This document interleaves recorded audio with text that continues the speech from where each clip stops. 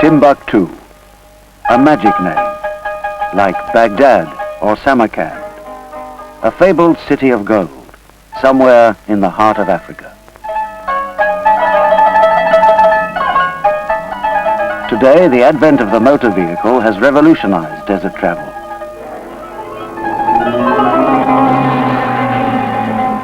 But in the past, the earliest explorers crossed the Sahara with camel caravans averaging only 25 miles a day. The first European explorer to reach Timbuktu was Major Gordon Lang. He never survived to tell the tale. On his way home, he was ambushed and murdered by the Tuareg.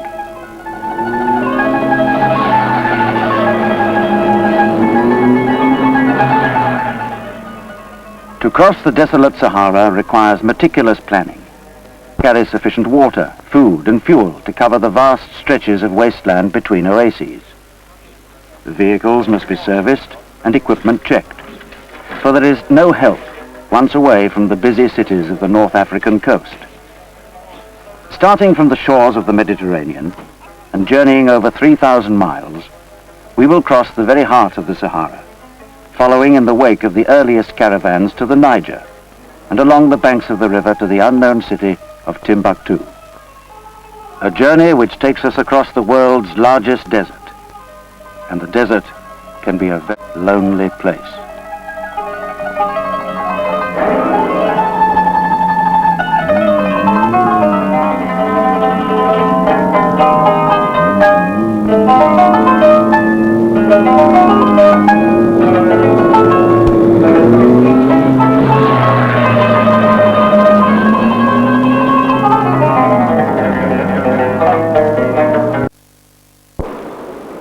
"2,000 years ago, Roman legions crossed the Mediterranean and built the magnificent port of Leptis Magna.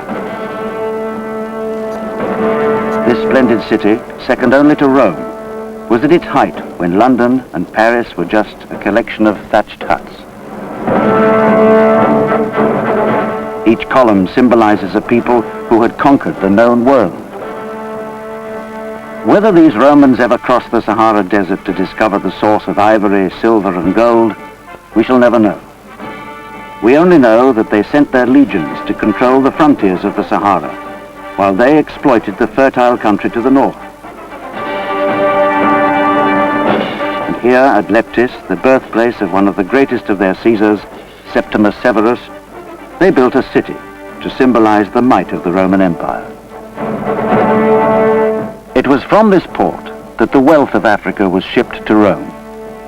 Apart from silver and gold, immense quantities of grain, olive oil and wine were needed to feed the European Empire, and thousands of wild beasts were required for the circuses. Roman Africa in turn became the richest and most peaceful province of the empire. At Leptis we can see some of the finest examples of Roman art, such as this delicately carved marble column at the entrance to the basilica.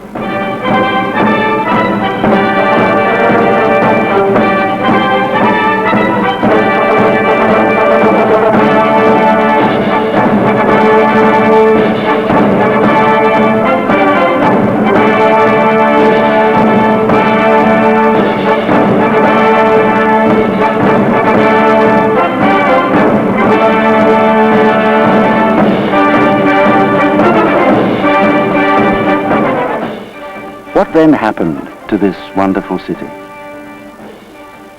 Suddenly, sweeping down on the cities and farms of the Roman Africans, came another race of men, destroying completely the culture, religion and language of the Caesars. These camel riders were the soldiers of the Prophet Muhammad, who invaded Roman Africa in the 7th century, changing the course of African history. The Arabs crossed the great Saharan desert and brought with them the fanaticism of a new religion. And within a few centuries, they had converted the Christian city dwellers of Roman Africa, the desert tribesmen, and even the pagan kings of Central Africa to their faith, that of Islam. And so, Leptis Magna was deserted.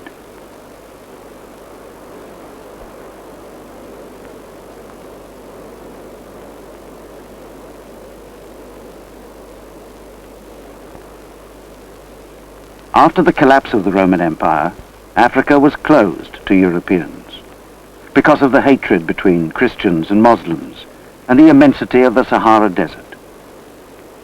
It was not until 1826, nearly 1,000 years later, that Gordon Laing, after incredible hardships, crossed the desert and reached the fabled city of Timbuktu. 500 miles south into the lonely desert, we stopped to explore this strange ridge, rising out of the sand like a dinosaur's backbone.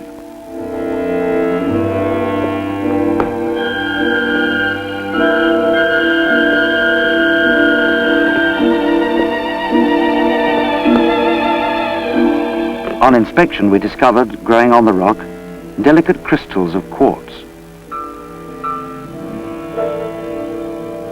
while the rock itself was littered with fossilized life.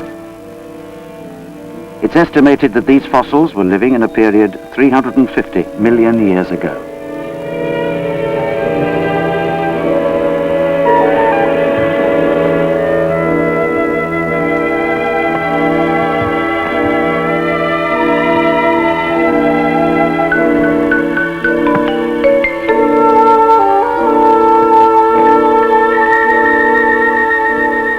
Today, underneath many parts of the Sahara, in areas like this, there are enormous reservoirs of oil and gas. But the true wealth of the desert is yet unknown and full of surprises.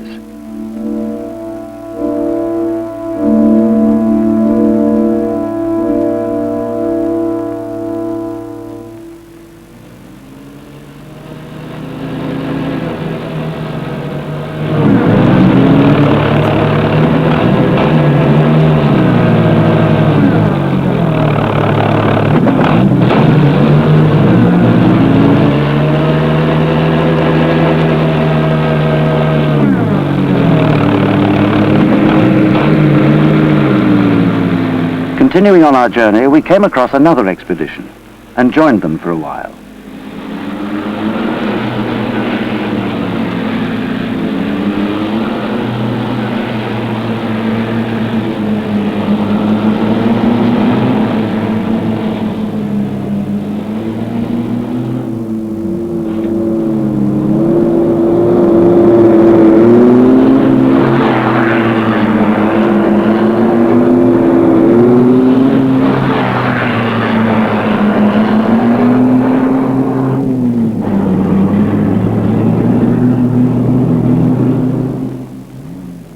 Meeting expeditions like this as we stop for lunch is always a great event in the desert, a chance to compare notes, catch up on news and swap adventures.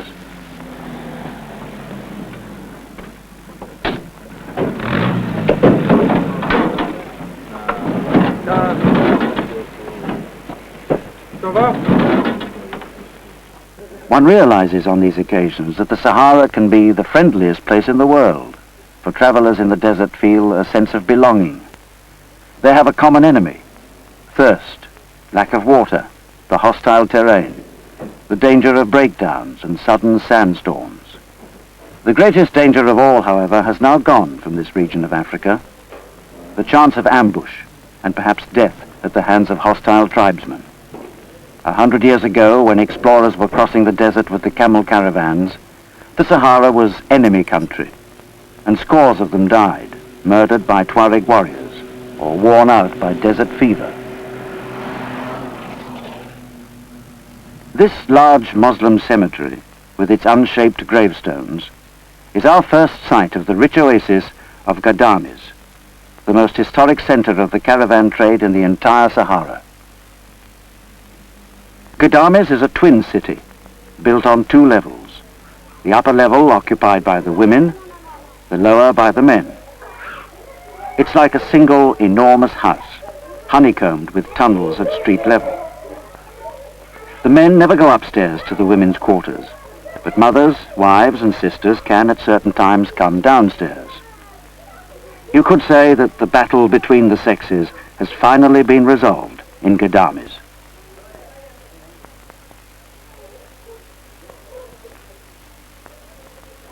This curious troglodyte existence is confined to the Berber population of the town, For the Berbers are strict Muslims and their women go veiled.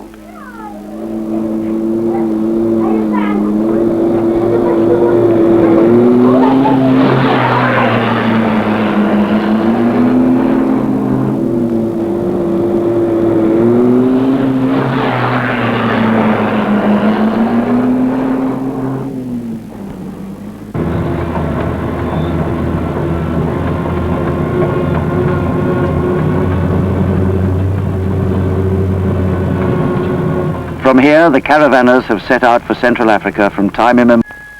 Lost within the vastness of the desert is the Bedouin, living close to the earth, using raw materials to build his home as his ancestors have done for centuries. It will take him a long time, but time is the one thing he has plenty of. Time and patience and skill and a simple trust in Allah. He and his family are self-sufficient.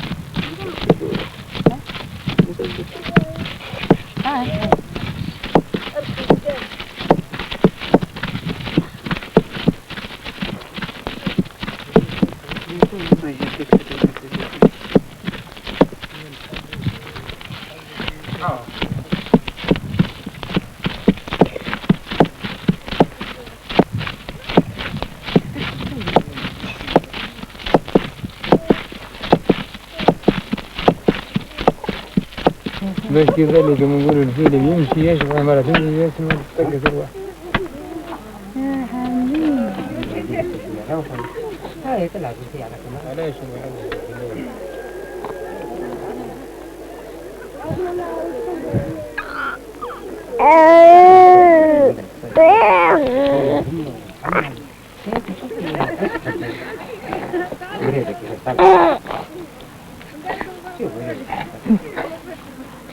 كمان كتب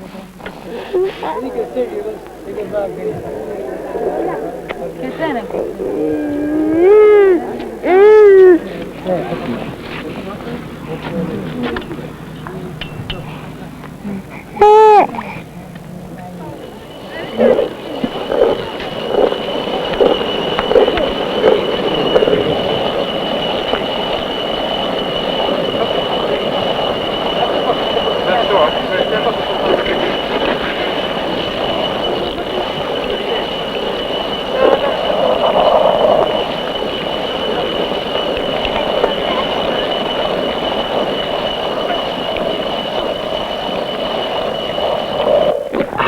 كتر حرام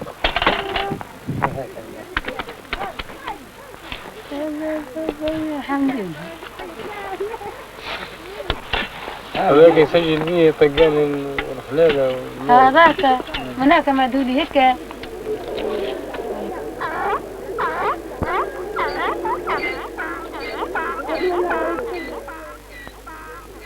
How long can people go on living like this, alone in the desert, apparently unaware of what the world is like beyond their horizon?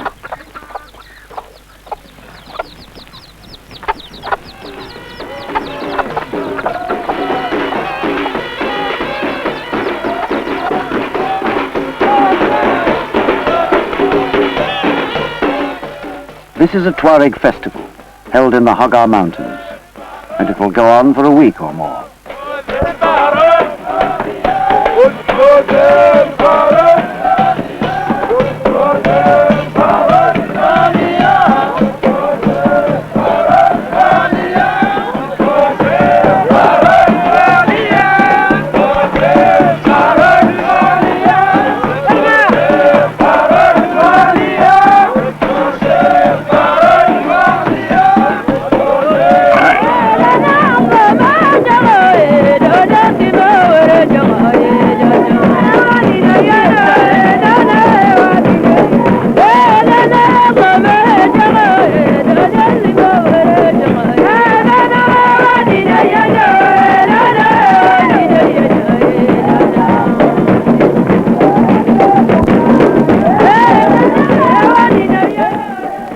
would be a very big mistake to underestimate these dancing men. They are the Tuareg, those mysterious veiled men who have been called the lords of the desert. In olden times, the Tuareg men fought in almost continuous wars. They fought on camels, armed with lances, swords and shields. They belonged to a separate group, different from both the Berbers of North Africa and the Negroes of Central Africa. Under their blue or white veils, their skin is light in color, and they have the fine features of a non-African race.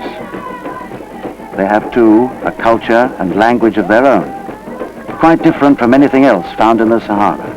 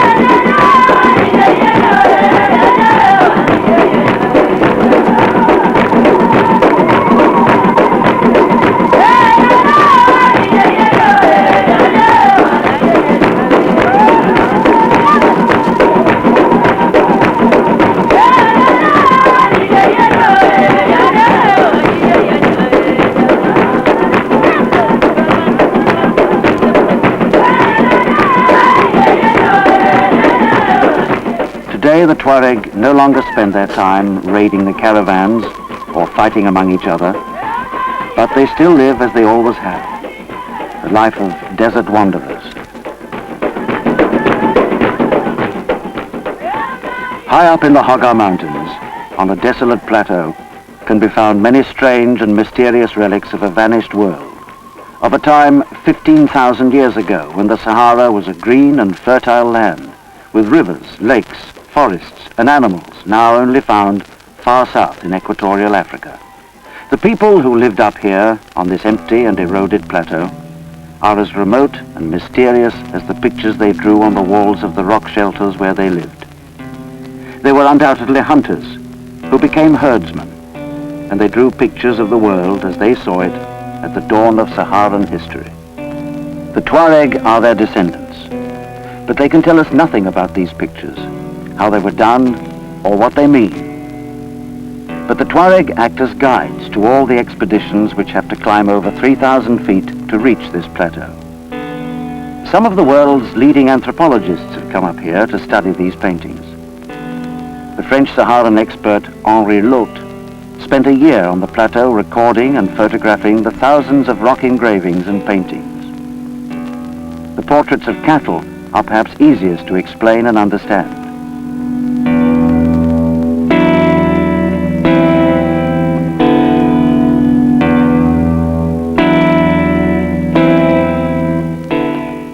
The pictures of superhuman creatures cannot be explained so easily.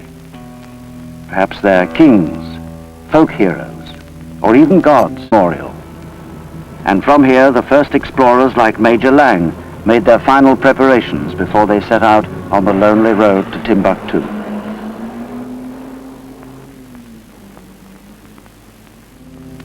We just don't know. The rock artists lived high up in the Hogar Mountains, which today are now eroded down to the bare rock. The climate has changed within the last 10,000 years. At the end of the Fourth Ice Age, which freed Europe from its Arctic conditions and brought a period of prolonged drought to the Sahara. The rivers and lakes dried up. The forests died. The herds of large herbivorous animals moved south. The change of climate left this Hogar range without any life at all.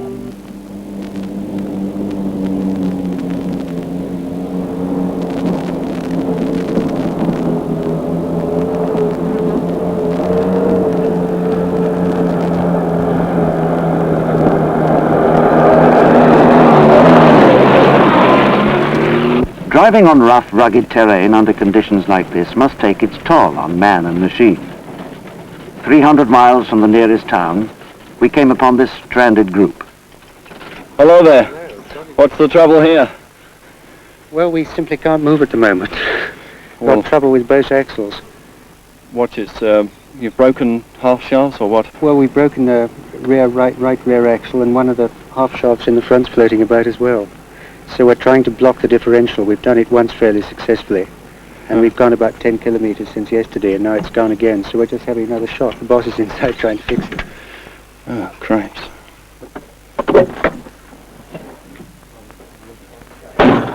And what chances have you got of fixing it and driving on? Well, I think very good, but the thing might just go again every 10 kilometers. We don't know. If we get we were stuck in there last night, Yes. and I think backing out again upset the metal in the differential, and that probably fixed us. Well, how long have you been here now? Well, we've only been here since about 3 o'clock yesterday, or 3:30. Getting on. You've got plenty of water Oh, not too bad, yeah. and Luckily. and food All right, and so we'll on. be down to potato flakes quite soon, mixed with cold water, I think. Right.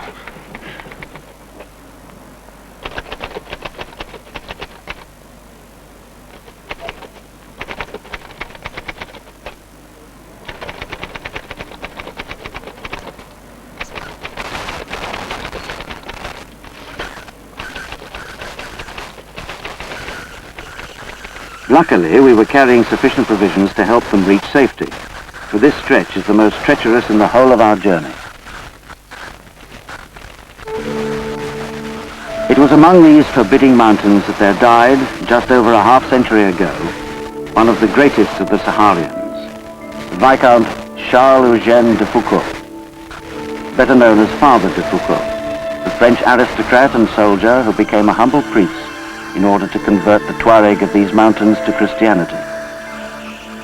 He never converted a single one of them, yet his life was a triumph of faith and love. He began his work in a half-deserted oasis called Beni Arbez, where he built his first chapel and prepared himself for his mission to the Tuareg of the Hogar. In addition to going down into the desert to preach the gospel, he used this sextant to explore the unknown country and its nomads, particularly the language and customs of the Tuareg. And with these objects of faith, Father de Foucauld firmly believed that he could win over these desert warriors.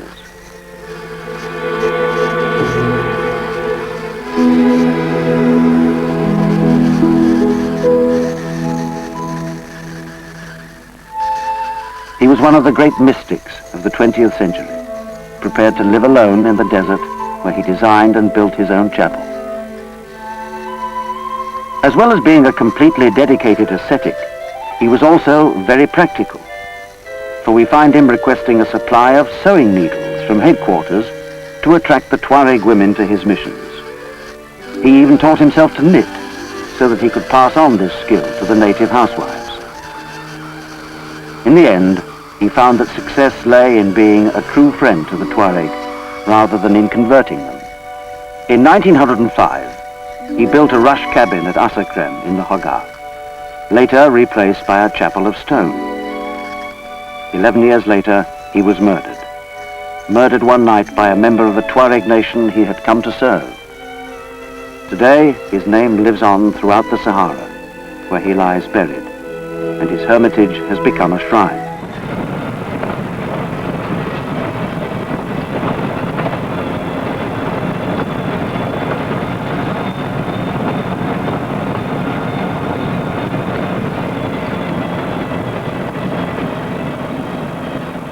Here in the Tanner's Raft, we were surprised to see a camel train, and we wondered where it had come from and where it was going.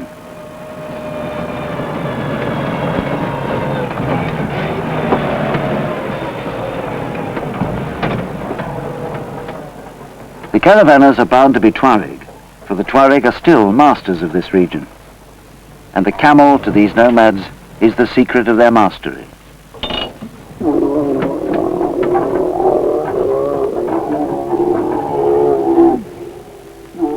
Not only is this strange-looking animal indispensable in the desert, it is one of the most mysterious of all creatures, even to the expert camel man who knows the physical characteristics of his own beast so thoroughly that he can recognize its individual footmark in the sand. While the desert people greatly admire and carefully tend their camels, they do not feel the affection for them that Westerners feel towards the horse. Nor do the camels reciprocate. They keep themselves aloof and go about their job without any emotion one way or the other. Their main job is as pack animals. They can carry as much as 400 pounds, and they travel at 4 miles an hour for hours on end, the average day's march of a caravan being 30 to 40 miles. They're indifferent to heat and to cold. For we must remember that the desert at night is one of the coldest places on earth.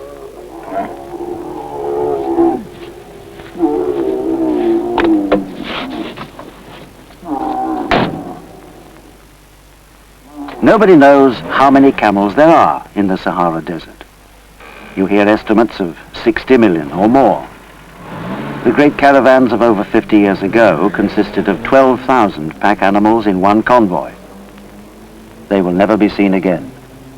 The last of the salt caravans, traveling from Bilma to Agadez, employs about 500 camels for the crossing of the Tenere Sand Sea.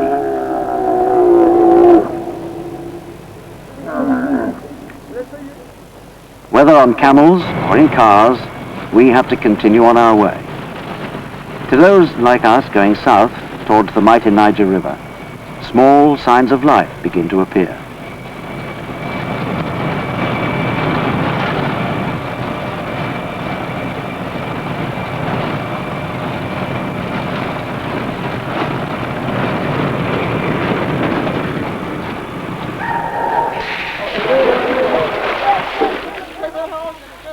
An old desert saying has it that whoever controls a well controls a kingdom, for the well is the key to survival.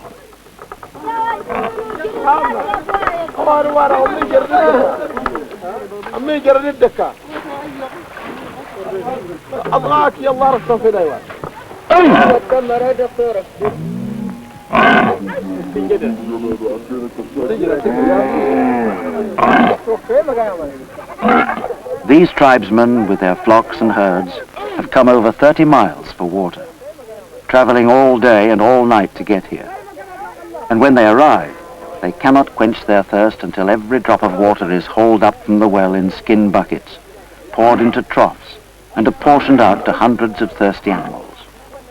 The camel will drink over 25 gallons of water until he is satisfied. There is a time-honored order about the watering procedure. Camels first, cattle second, goats next, and donkeys last of all.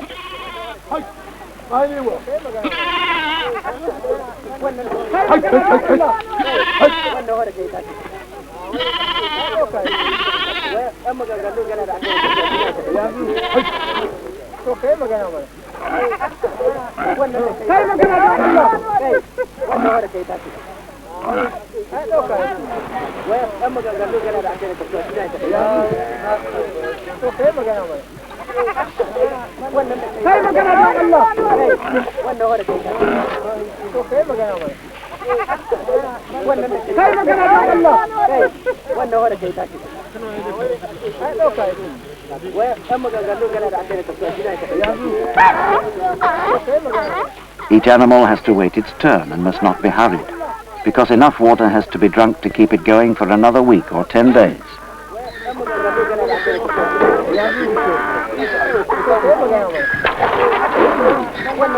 Animals which live in the desert scrubland can survive for days at a time if the pasture is green and succulent.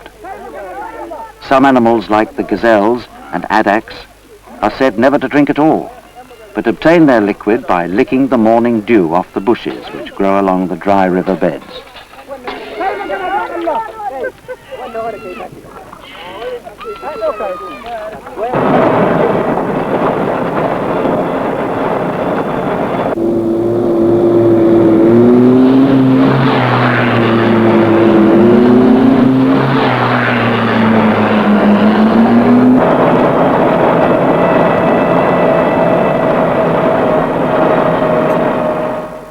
Crossing the desert is a grim business, which is only undertaken by the caravanners as a livelihood. To others, like this Englishman, his German wife and their Australian companion, whom we met on the track to Timbuktu, the Sahara is a physical challenge, like climbing Mount Everest. We started off on the first Trans-Sahara walk, that is walking from Kano to, in Nigeria, up to Algiers on the coast, through the southern Sahara and northern Sahara, on foot carrying one's own food and water. We were doing very well. We got us as far as about 100 miles from north of Agadez, and we unfortunately had trouble with our support vehicle, who was going from staging us through, you see, more or less politically, because obviously we needed coverage and we know we were going to walk into the desert, you see.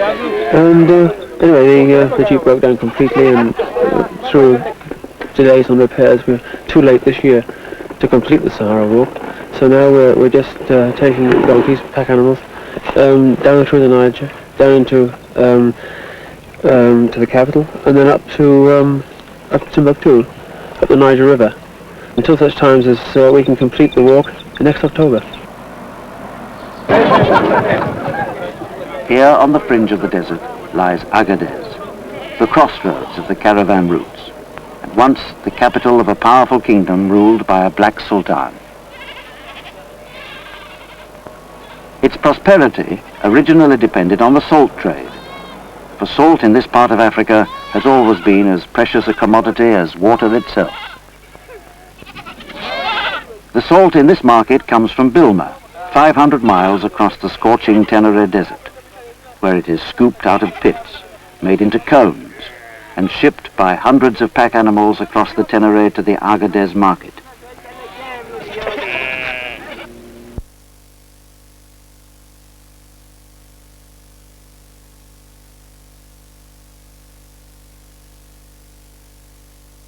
From Agadez, our journey now takes us along the edge of the desert itself, towards the Niger River. The country changes again, and the landscape is no longer empty, for the worst of the desert has been left behind. But there are still a few grim reminders of the struggle for survival.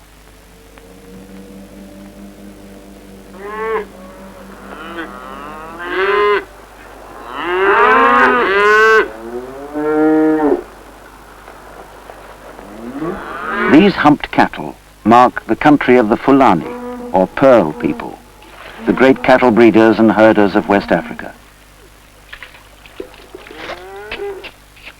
The Fulani are something of a mystery race, for their physical characteristics, the straight nose, thin lips, copper complexion and slim build, show that they are not Negroid in origin, yet they speak the language of black Africa.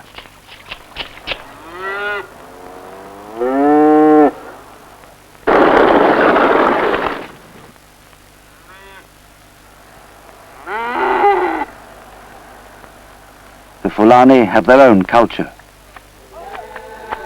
In spring, they hold a great annual festival, a full month of feasting and dancing which continues all day and most of the night.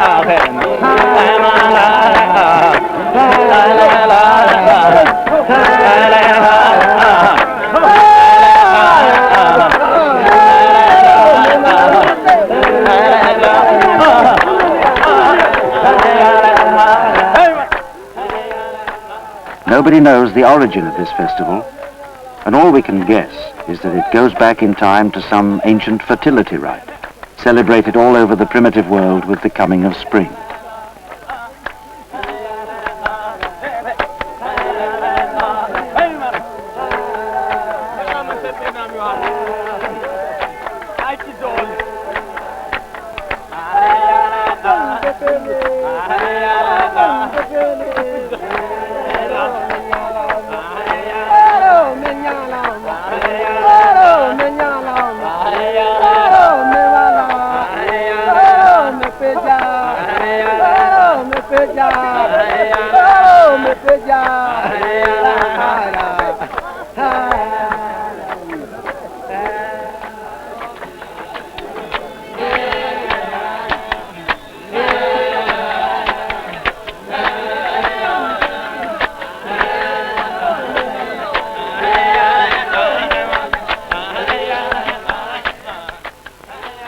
It was quite by chance that we and a large party of Americans in 8 vehicles stumbled upon this exciting ritual.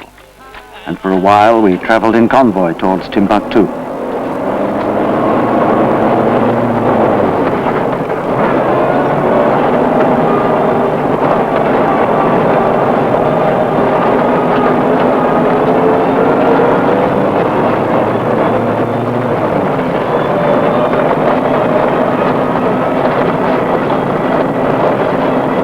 The road to Timbuktu now runs westward along the north bank of the Niger River, and the villages are strung out one after the other like beads. The architecture is now African. These giant urns are storehouses for grain, safe from birds, ants and wild animals.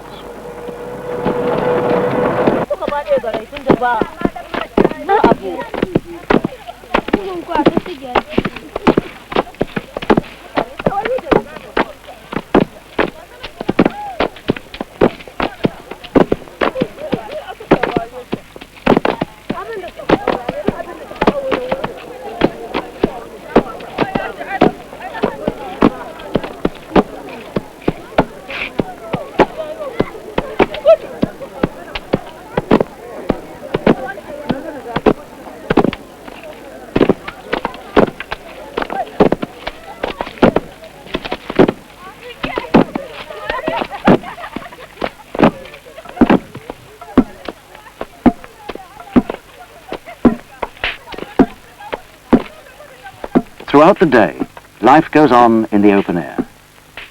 But there always seems time in an African village to rest, to retire inside the house, to make tea, and to gossip.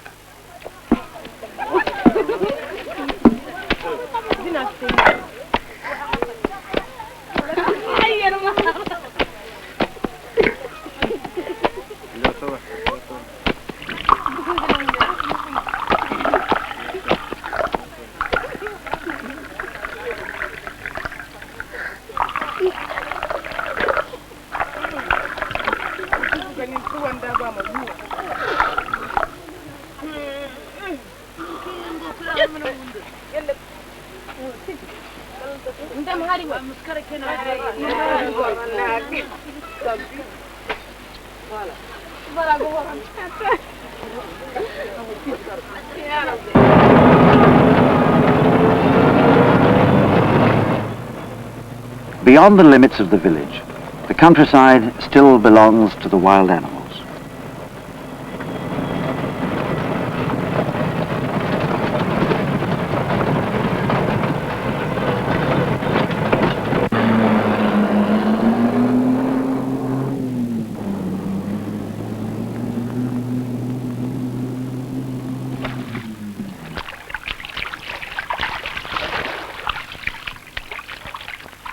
The River Niger is the principal source and center of life in West Africa. It flows in a great curve for 2,600 miles. It feeds and waters millions of people and provides the communications for hundreds of towns and villages. All along its banks, large sprawling market towns have sprung up, like this Niger River port of Gao. Like Timbuktu, Gao is a market for the rock salt brought down from the Teodeni mines and distributed all over West Africa in great blocks, like slabs of concrete. Gao is also a busy, colourful market for the produce of the countryside. Fruit, vegetables, groundnuts, sisal, tobacco, maize, meat and dried fish.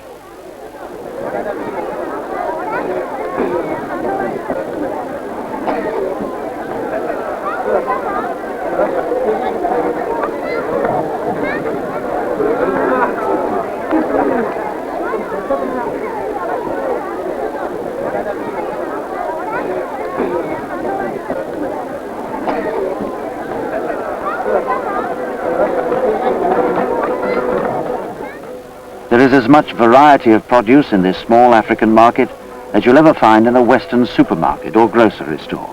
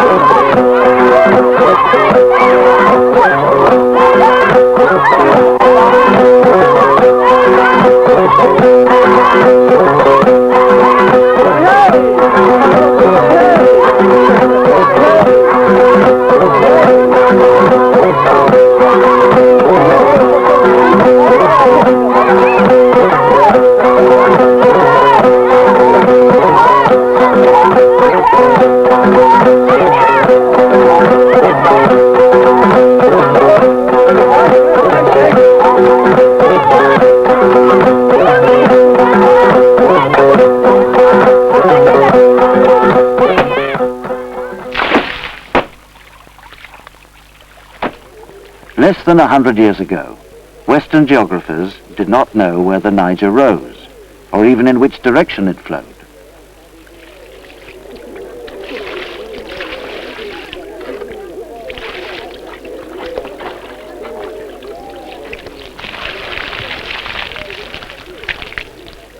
In 1805, Mungo Park, the young British explorer, was the first to reach the Niger River.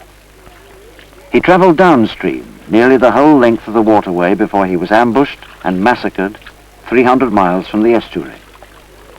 Unfortunately, all his papers were destroyed, and it wasn't until 30 years later that geographers knew that the river flowed first northeast to Timbuktu and Gao, and then southeast for another 1,000 miles to pour an enormous yellow flood into the Gulf of Guinea, just north of the equator.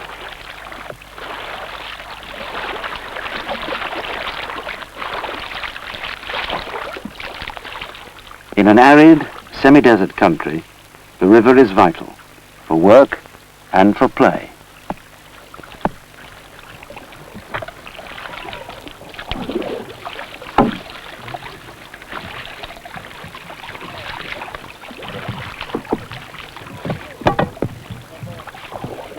The frustrated sportsman, even on a bad day, never shoots a vulture.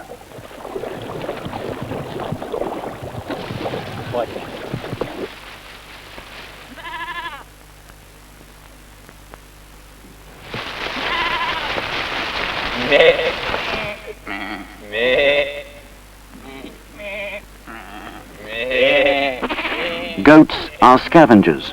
They will eat anything except offal, which they leave to the vultures. But they will make a hearty meal of seed pods shaken from the trees by their goat herd. Nobody can say that the goats don't repay their owners, providing him with meat, milk, leather for his shoes and tents. Many of the great explorers of the mid-19th century took on their expeditions to the Niger River and Timbuktu. And to those like Major Gordon Lang, their first glimpse of the fabulous city was almost exactly the same as we see today. Entering this mythical city, we feel as disappointed as the explorers must have been.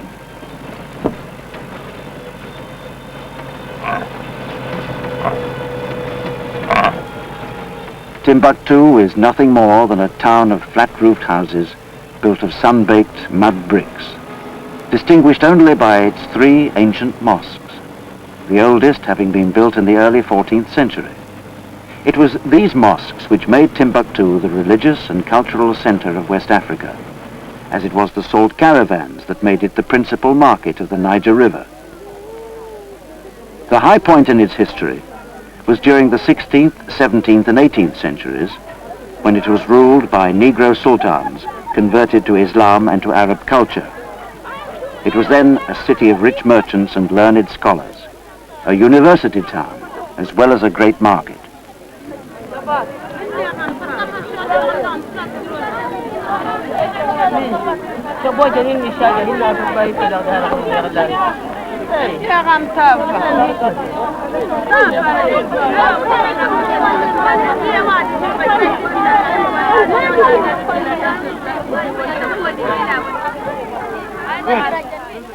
But during the early 19th century, Timbuktu was raided so continually and looted so often that by the time the French captured it in 1894, it was only a shadow of the once renowned capital of West Africa. Major Gordon Lang, the first white man to reach Timbuktu, stayed in this house. Just 30 miles north of Timbuktu, on his journey home, he was murdered. The Frenchman, René Cailly, reached Timbuktu 2 years later. Cailly lived to tell his story and to bring back his sketches of the mysterious city which he made in a notebook concealed beneath his robes. Cailly was the first to describe to an eager world what Timbuktu was really like.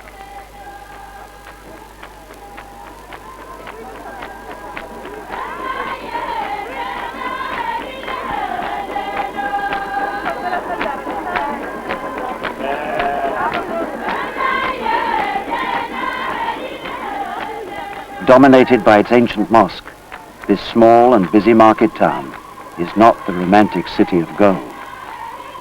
And we must agree with him. By no stretch of the imagination could Timbuktu be called beautiful. Cailly landed here at the port of Timbuktu in 1828.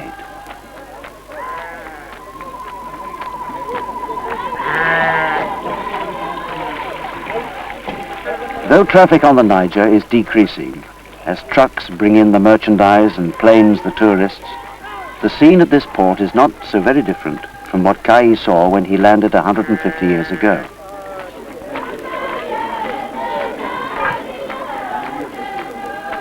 And so the mystery and magic of Timbuktu has not faded away. It is true that those visitors who expect a city out of the Arabian Nights will be disappointed.